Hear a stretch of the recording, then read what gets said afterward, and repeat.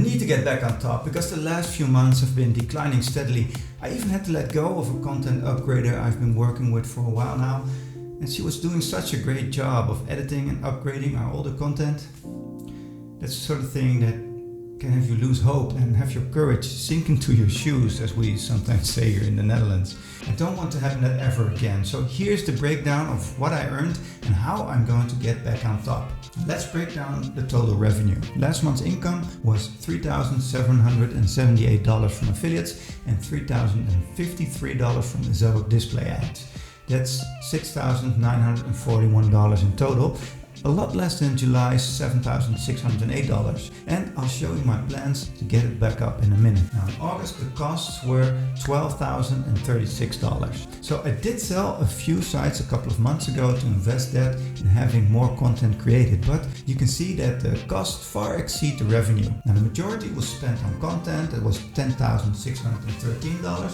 And I use a few tools like gTranslate, WordLift, Datafeeder, Jasper, Keyword Cupid, Surfer SEO, Aweber, and Genius Link. Now let's look at what saved me from further disaster and grew my revenue for a great ROI. Something you can do as well, because that last tool has a large part in it.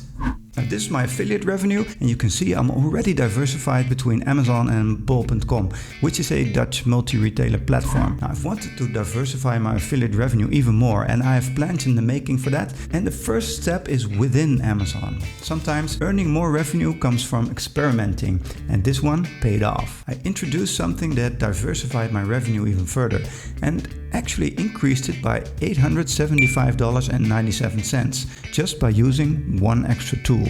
Now let's decode this some more. Amazon earnings were $2,235, but only $1,377 came from Amazon US. The rest came from other storefronts. More than a third of my sales came from European countries like the Netherlands and Germany, but also some from Australia, Poland and Japan. Now you can localize storefronts with Amazon's tool OneLink, but that only works for a few of them, like the UK and Canada. Now that's like wanting to play a party game on the console, but your friend brought a Wii instead of a Wii. It just doesn't have the right features. The tool I'm using is called Genius Link, and it connects all of the world's storefronts in one place. It's also supposedly more accurate than Amazon's redirection. You know, when sometimes you click on an Amazon link and you're taken to a search page instead of a product page?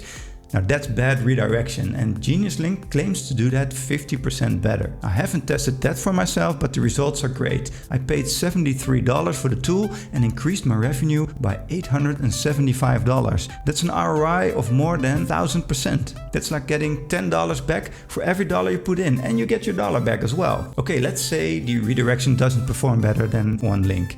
I still have an extra $443 of revenue from these countries that OneLink doesn't provide, still giving me an ROI of 500%. I'll take that any day of the week. And it's so important for me to keep my revenue and grow it even. Not only for me, because it's my full-time job and I need an income to support my family, but my team is depending on me as well to be able to pay them so they can pay their bills as well. That's a whole new type of responsibility where you have a team that you need to care for, and it's like this pressure on my shoulders that I need to bring in enough revenue to pay them as well as an income for myself. Last month I had to let the content upgrader go, and that's just one of the hardest things to do. I gave her 1 month's notice so she could find something else, hopefully, and she will be my first hire back, of course. Now diversifying, growing the sites and adding more revenue streams is going to be my main focus to get back on top and hire her back. Now the dashboard I showed you earlier is from Affiliate, and it gathers all my affiliate revenue in one place. I have a lot of smaller platforms here with just $10 to $20 here and there, and I want to diversify affiliate revenue more in the coming months, but more on that in the next revenue report. I've also thinned out my portfolio of sites to only focus on the bigger ones and grow those into authority sites. I've been working a lot on BiteMyBun.com to grow it into the biggest site in Japanese food, so that's my main target here.